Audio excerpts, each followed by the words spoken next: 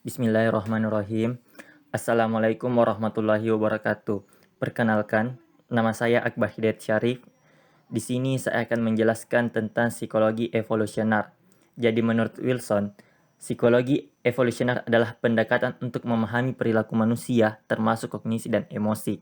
Dalam hal asal-usul mereka diduga dalam proses evolusi yang tumbuh dari lapangan yang lebih inklusif dari sosiobiologi, yang mengacu pada dasar biologis dari segala bentuk perilaku sosial di mana semua jenis organisme termasuk manusia. Jadi, psikologi evolusioner ini merupakan cabang psikologi yang menyatakan bahwa manusia itu seperti makhluk hidup lainnya yang ada di planet bumi ini, yang mengalami proses evolusi biologi selama sejarah keberadaannya.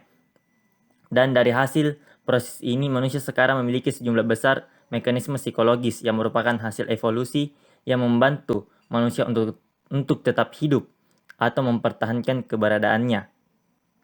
Dalam kajian percobaan prediksi teoris, psikologi evolusioner telah memberikan penemuan dalam topik-topik antara lain pola pernikahan, persepsi kecantikan, persepsi kecerdasan, dan lain-lainnya.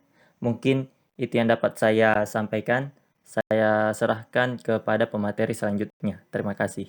Baik, saya Bese Siti Hartinajaya akan menyampaikan materi tentang The Root of Naturals. Jadi di sini ada sosiobiologi.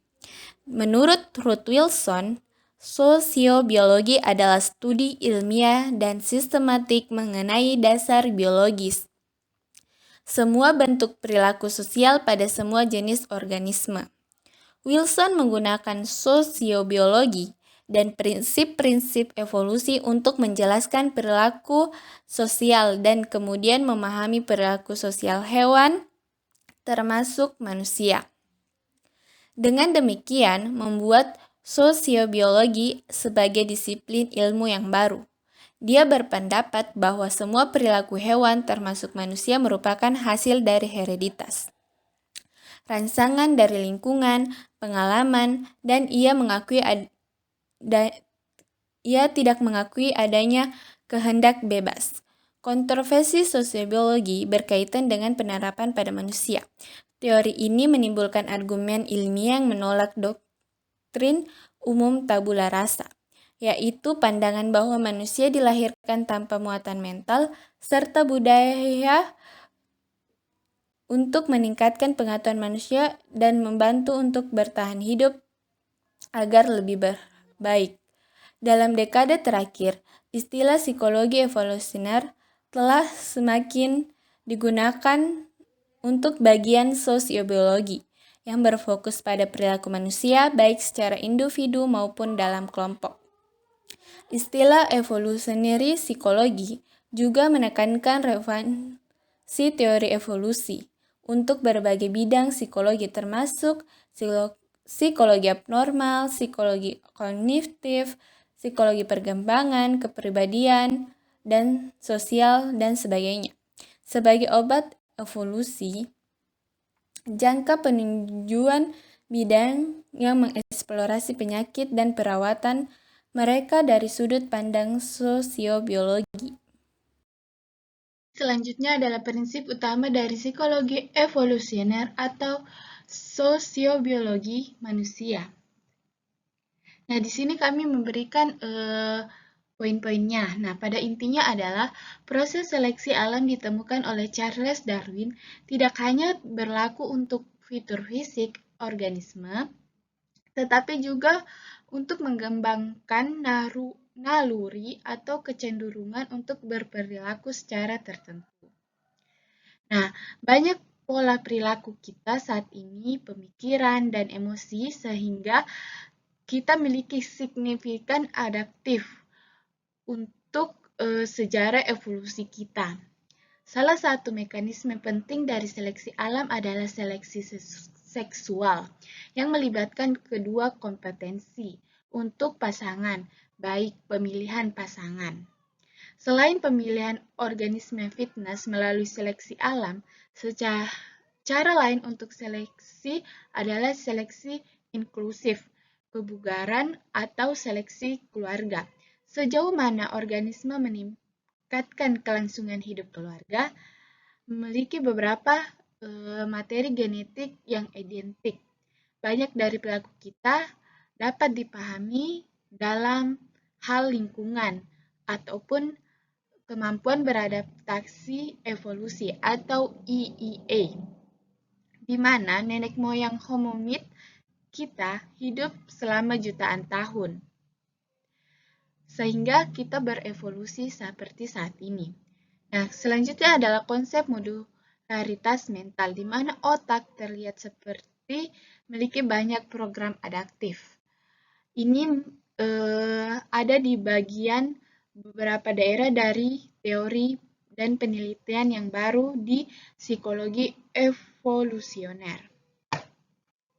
Perkenalkan, nama saya Siti Adrianti. Di sini saya akan menjelaskan sedikit mengenai konsep psikologi kepribadian timur.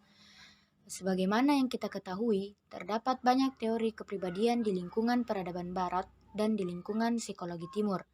Kendati terdapat perbedaan-perbedaan besar dalam hal kepercayaan dan pandangan tentang dunia di antara agama-agama yang mengandung psikologi timur. Namun dalam hal ini juga terdapat persamaan di antara keduanya. Walaupun psikologi timur banyak menaruh perhatian pada alam kesadaran dan hukum-hukum yang mengatur perubahannya, psikologi ini juga mengandung teori-teori kepribadian yang cukup jelas. Jadi, tujuan dari psikologi timur ini adalah mengubah kesadaran seseorang agar mampu melampaui batas-batas yang diciptakan oleh kebiasaan-kebiasaan yang membentuk kepribadian orang itu. Dalam hal ini, setiap tipe kepribadian perlu mengatasi hambatan-hambatan yang berbeda untuk membebaskan diri dari batas-batas ini.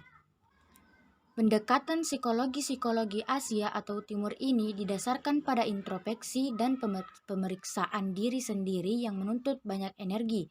Sementara itu, psikologi Barat cenderung bersandar pada observasi tingkah laku.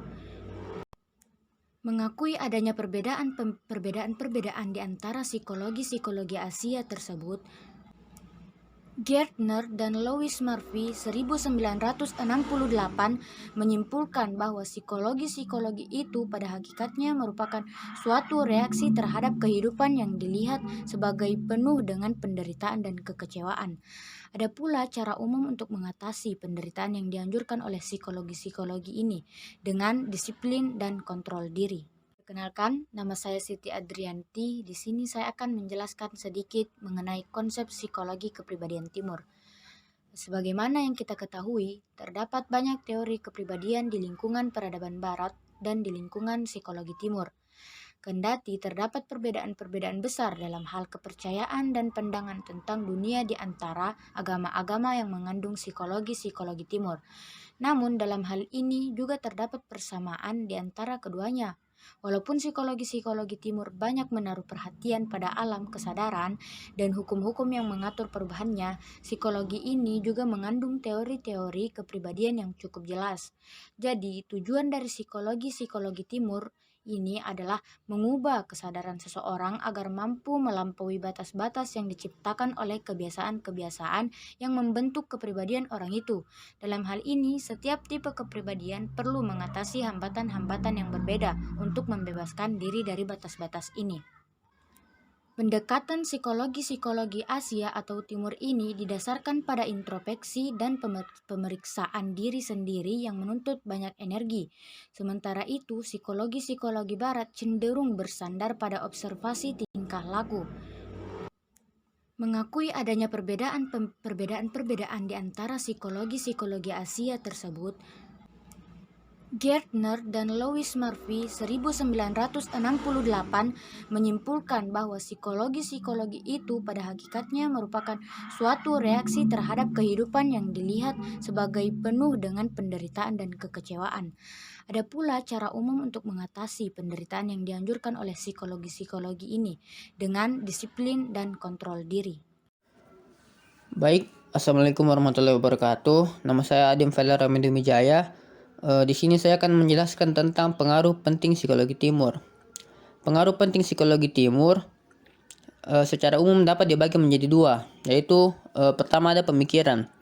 Tradisi intelektual dan religius daerah timur lebih kompleks dan bervariasi daripada dunia barat. Hal ini membawa kemajuan yang baru dalam perkembangan intelektual, yang kemudian diwujudkan dengan penemuan-penemuan tulisan kuno oleh ilmuwan-ilmuwan di daerah timur. Yang kedua, ada ketertarikan. Ketertarikan terhadap filsuf-filsuf kuno maupun modern dari Asia hingga sekarang semakin meluas dan mempertanyakan asumsi-asumsi di balik studi tentang human process. Mungkin sekian dari saya. Terima kasih. Baik, jadi perkenalkan saya Sarkia dan di sini saya akan menjelaskan sedikit tentang pemikiran psikologi timur. Nah, jadi pemikiran psikologi timur itu terbagi menjadi 3, yaitu pemikiran India, pemikiran Cina, dan pemikiran Islam. Tapi di sini saya akan lebih memfokuskan memaparkan pada pemikiran India dan pemikiran Islam. Jadi pemikiran selebihnya itu akan dipaparkan oleh teman saya. Nah, pada pemikiran India itu terbagi menjadi 2, yaitu pemikiran India Hindu dan pemikiran India Buddha. Nah, pada pemikiran India Hindu di sini mengatakan bahwa sebagian besar pengetahuan kuno India itu berasal dari kitab Veda, yang dimana di sini merupakan sekumpulan pelajaran, himne, puisi, dan prosa yang kemudian dikomplikasikan dari pengajian lisan. Walaupun pemikiran ini terkesan ambigu dalam makna dan agak membingungkan dalam pengorganisasiannya, ada 4 kitab Veda yang masih bertahan hingga masa kini, yaitu yang pertama Rig Veda, yang kedua Sama Veda, yang ketiga Yajur Veda, dan yang terakhir adalah Atharva Veda. Terus yang kedua itu adalah pemikiran India Buddha. Nah, jadi pemikiran ini mengatakan bahwa filsafat religinya Buddha itu menitik beratkan bahwa pengetahuan indrawi adalah satu-satunya sumber pengetahuan kita, yang dimana sebagai individu kita itu tidak bisa memilih nasib karena sudah ditentukan oleh determinasi kebiasaan, hereditas atau keturunan dan kejadian-kejadian lingkungan. Jadi di psikologi Buddha ini dia lebih mengarah kepada behaviorisme dan materialistik serta menerima pula akan adanya reinkarnasi. Baik, perkenalkan nama saya Fadlila Azara. Jadi di sini saya akan menjelaskan pemikiran Cina. Jadi pemikiran Cina itu ada 3, yaitu Early Philosophies, Confucius, dan Later Philosophies. Yang pertama, Early Philosophies. Jadi sumber tercatat yang paling awal adalah buku Metafisika Book of Change dari The I Ching yang berisi trigram mistis yang mengidentifikasikan hukum dan elemen alam. Lalu yang kedua itu ada buku dari Lao Tzu yang menulis buku Tao Te Ching yang judulnya Book of the Ways and of the Virtue yang mendasari ajaran Taoisme yang menawarkan jalan menuju kehidupan yang bijaksana, menolak bentuk pengetahuan agar kehidupan lebih simpel dan dekat dengan alam. Buku ini tidak menawarkan alternatif, penjelasan realistis mengenai permasalahan dalam kehidupan sehari-hari. Yang kedua ada Confucius. Pemikiran utama Confucius ditulis dalam 9 seri buku. 5 buku pertama menerangkan tentang norma kesopanan, komentaran tentang I Ching, prinsip-prinsip moral, sejarah negara, dan legenda ternama dari Cina. Ajaran moral Confucius berdasar pada komitmen individu dalam penghormatan, kejujuran, dan harmoni pribadi. Menurutnya, keluarga merupakan unit kritik sosial yang mendukung individu dan bertindak sebagai pembatas terhadap lingkungan sosial yang lebih kompleks. Filsafat Konfusianisme mengarah pada konservatisme yang menyokong komunitas Cina, menekankan pada keluarga, ciri khasnya pada loyalitas pada hubungan, menyediakan basic framework di dalam institusi politik, pendidikan, militer, dan ekonomi. Yang ketiga, Later Philosophies. Seorang filsuf cinta yang universal bernama Moti menolak ajaran Konfusius. Dia mengembangkan bukti logis untuk menunjukkan bahwa keberadaan roh dan hantu. Ajarannya menjadi dasar Chinese pacifism. Yang Chu mengembangkan teori dasar yang menolak eksistensi Tuhan dan kehidupan setelah mati. Pandangan hidupnya cenderung hedonis yang mencari kesenangan dalam hidup. Lalu ada yang namanya Mencius. Dia menawarkan pandangan yang lebih moderat. Dia menyatakan bahwa kewajiban sosial itu dapat membuat kehidupan manusia menjadi lebih baik. Dalam praktiknya dia mengajarkan kepemimpinan dan kebajikan individu. Lalu ada yang namanya Chuang-Tzu. Dia mengadut ajaran Taoisme yang back to nature. Dalam filosofi Cina, kemampuan intelektual tidak menempati peranan yang dominan. Isu-isu religius, moral dan politik yang dipadukan memberikan pengaruh pada perhatian ilmiah, termasuk psikologi.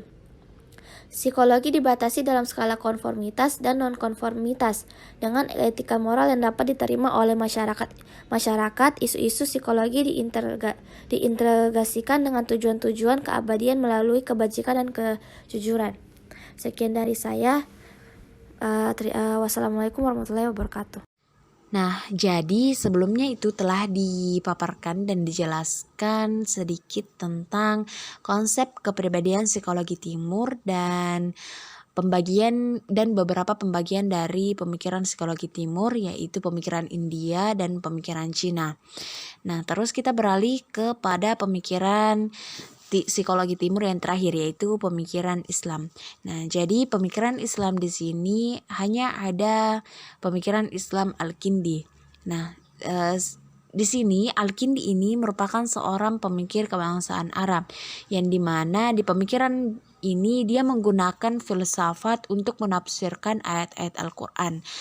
Di sini dia memandang bahwa aktivitas yang menggunakan akal merupakan kewajiban manusia. Jadi dia mengatakan bahwa siapapun itu wajib menggunakan akal. Nah, ajaran Al-Kindi ini banyak dipengaruhi oleh Aristotelian. Dalam perspektif Islam, intelek dan spirit yang dimana mempunyai juga hubungan yang erat. Yang dimana ini semua merupakan dua muka dari realitas yang sama. Nah, sebagai contoh dari implikasinya pemikiran Islam Al-Kindi ini, yaitu ada pada negara Indonesia. Nah, di sini itu salah satu corak psikologi timur yang berkembang di negara Indonesia adalah pemikiran Islam atau psikologi Islam. Jadi mungkin itu saja. Terima kasih. Wassalamualaikum warahmatullahi wabarakatuh.